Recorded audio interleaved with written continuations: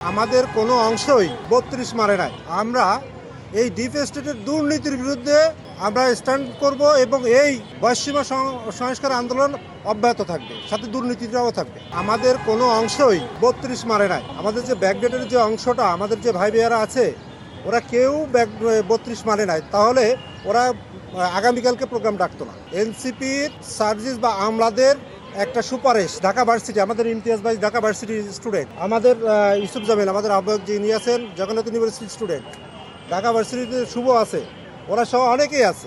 আমাদের কারো পরামর্শ না নিয়ে এরা এটা করছে, যেটাকে আমরা তৎক্ষণিক প্রত্যাখ্যান করি। অর্থাৎ বয়সসীমাটা আপনার আরেকটু ক্লিয়ার হন, বয়সসীমাটা হচ্ছে ব্রিটিশ আমলাতান্ত্রিক একটা দাসত্ব। এটা আমি এই দেশের সিটিজেন, আমাকে চাকরিতে প্রবেশের যতদিন আপনি চাকরি করতে পারেন অতদিনই দেওয়া উচিত, অতদিনই দেওয়া উচিত আমি যদি ফিট থাকি। বহির্বিশ্বে বা বিভিন্ন সেকশনের ক্ষেত্রে যেহেতু আমরা একটা লিমিটেশন আছে, সেই ক্ষেত্রে আমরা চাচ্ছি ব্যাকডেট প্লাস সম্মিলিত, আমাদের সম্মিলিত একটা দাবি যে 40 যদি হয় তাহলে আমরা কেউ আর আন্দোলন করব না।